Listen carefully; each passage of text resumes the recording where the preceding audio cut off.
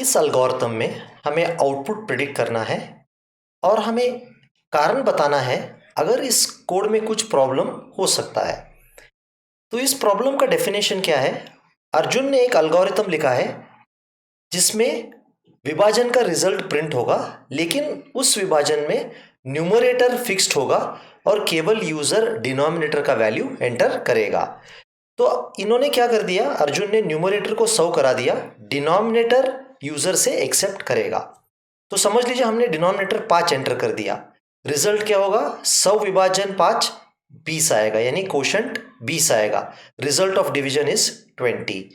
वैसे तो यह लॉजिक सही है, लेकिन ये प्रोग्राम डिपेंडेंट है हम डिनोमिनेटर का वैल्यू क्या देते हैं। जब तक हम डिनोमिनेटर नॉन जीरो नंबर देंगे तब कोई प्रॉब्लम नहीं होगा, लेकिन अगर हमने डिनोमिनेटर का वैल्यू यहाँ जीरो एंटर कर दिया, यहाँ डिवाइड बाय जीरो की प्रॉब्लम आ जाएगी। यानी जब तक हम टेस्ट करते 9 8 7 6 5 कोई प्रॉब्लम नहीं, लेकिन अगर हमने जीरो एंटर कर दिया तब डिवाइड बाय जीरो एरर आएगा, क्योंकि कंप्यूटर को भी पता नहीं फुल नंबर यानी positive number divided by zero. तो ऐसे इंस्ट्रक्शन को कंप्यूटर भी एग्जीक्यूट नहीं कर सकता, क्योंकि एल्गोरिथम में हमने आपको क्लियरली बताया था कि एल्गोरिथम का इंस्ट्रक्शन क्लियर होना चाहिए, ऐसा नहीं होना चाहिए जो आपको ही पता नहीं वो कंप्यूटर नहीं कर सकता। तो इसलिए अगर हमने न्यूमरेटर डिनोमिनेटर में जीरो दे दिया, ये प्रोग्राम क्रैश होगा और आपका आउटपुट नहीं आएगा। तो ये एक ही मेजर प्रॉब्लम था। अब हम अगला कोड देखेंगे जिसमें ये लिखा था कि एक प्रोग्रामर है जिसने एक कोड लिखा है, उसकी कोशिश ये है कि x में 10 है, y में 20 है और z में 30 है। तो वो क्या करना चाहता है, x का वैल्यू वो z को देना, सॉरी x का वैल्यू y को देना चाहता है, y का वैल्यू z को और z का वैल्यू x को देना चाहता है। तो आउटपुट फाइनली ऐसा आना चाहिए, x 30, y 10 और z 20। अब हम देखने की कोशिश करेंगे कि क्या ये यूजर सक्सेसफुल है या नहीं है। तो x 10 20 है, तो x to y, y to z और z का वैल्यू x पे जाएगा। तो 10 30 10 20 इसका रिजल्ट आना चाहिए। तो अब हम क्या करेंगे, हम इसे टेस्ट करने के लिए एक टेस्ट टेबल द्वारा हम इसका रिजल्ट एनालाइज करने की कोशिश करेंगे।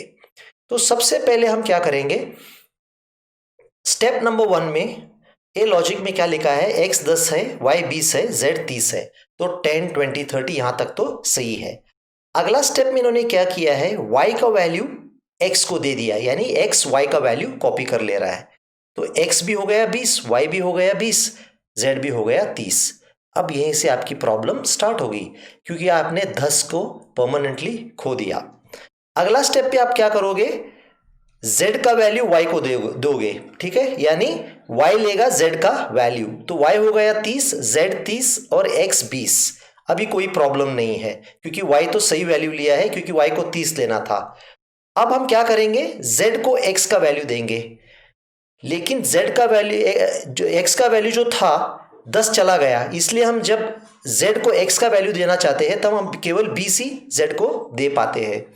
इसी कारण अभी क्या हो गया, x और z का वैल्यूज गलत हो गए। अगर हम प्रिंट कर रहे हैं स्टेप नंबर 5 पे, x का वैल्यू हो रहा है 20, लेकिन आउटपुट आना था 30, तो ये गलत है। y का वैल्यू 30 आना था, लेकिन प्रिंट हो रहा है 10 प्रिंट होना था, लेकिन प्रिंट हो रहा है 30। और z का वैल्यू 20 प्रिंट होना था, यहाँ 20 प्रिंट हो रहा है। इसका मतलब एक्स वाई का रिजल्ट में गड़बड़ है या गलत है, केवल z करेक्ट हुआ है। ये इसलिए हुआ है क्योंकि हम इसका लॉजिक यूजर ने सही तरीके से नहीं बनवाया। अगर यूजर ने एक टेम्पररी वेरिएबल यूज करते तब ये प्रॉब्लम नहीं आता, तो टेम्पररी वेरिएबल के द्वारा ये प्रॉब्लम सॉल्व होता। अगर टेम्पररी वेरिएबल यूज किया होता तो x 30 होता, y 10 होता और z 20 होता, ठीक है। तो अभी हम हमारा कोड देखेंगे, हमने कोड जो लिखा है क्या इससे लॉजिक सही है या अभी भी कुछ मिस्टेक्स है या नहीं, इससे टेस्टिंग हम करवाएंगे, ठीक है।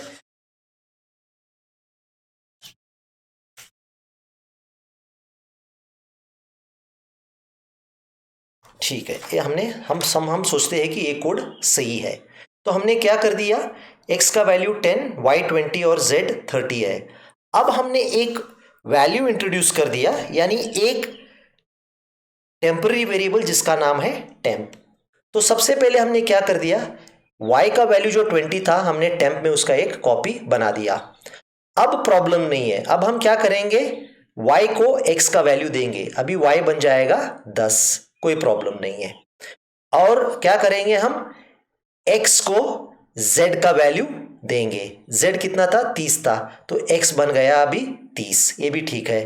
अभी z को क्या करेंगे हम, क्योंकि टेम्प y का वैल्यू स्टोर कर रहा था जो 20 था, z भी बन गया 20। तो एक टेम्प वेरिएबल के द्वारा हम ये परफेक्ट लॉजिक कर पा रहे हैं।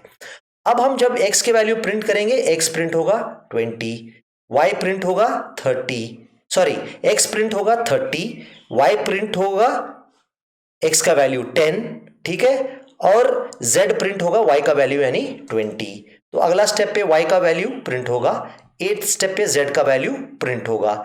यानी अगर ये प्रोग्राम एग्जीक्यूट करोगे आप, x 30 होगा जो z का वैल्यू है, y होगा 10 जिसने x का वैल्यू लिया है, और z होगा 20 जिसने y का वैल्यू कॉपी कर लिया है। तो अब हमें क्या करना पड़ेगा, हमें इस लॉजिक का टेस्ट रन यानी ड्राई रन करना पड़ेगा। ड्राई रन के बाद ही हम कॉन्फिडेंट रह सकते हैं कि क्या हमारा लॉजिक सही है या नहीं है। स्टेप 1 में सॉरी ये गलत शीट है, अभी मुझे ये शीट लाना है, ठीक है।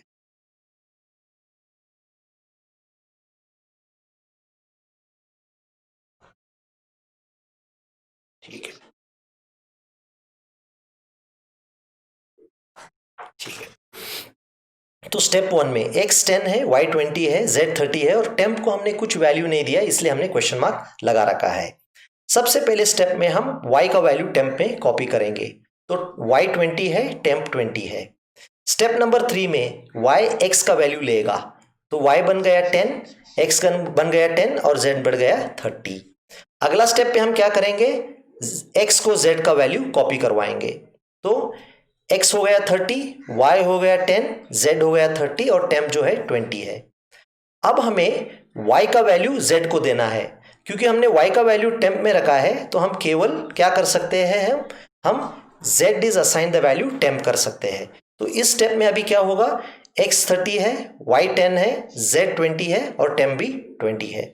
तो सबसे पहले जब मैं x प्रिंट करूंगा, x का वैल्यू 30 प्रिंट होना चाहिए जो z का वैल्यू, अब सही हो रहा है, x 30 प्रिंट हो रहा है। स्टेप नंबर 7, y 10 है जो x का वैल्यू था, और y का वैल्यू जो 20 था वो z में होना चाहिए, और z भी 20 प्रिंट हो रहा है। तो अगर आप देखोगे करेक्ट आउटपुट था x is 30, y is 10, z is 20। तो हमने बेसिकली क्या कर दिया, x का वैल्यू y को मूव कर दिया, y का वैल्यू z को, और z को वैल्यू x को मूव कर दिया, एक टेम्पररी वेरिएबल यूज करके। थोड़े यूजर्स एक से ज्यादा टेम्पररी वेरिएबल यूज किए होंगे, उसका कोई नेसेसिटी नहीं है, क्योंकि आप एक्सेस वेरिएबल यूज करने से एक्सेस मेमोरी कंजम्पशन हो जाएगी और प्रोग्राम की एफिशिएंसी घट जाएगी।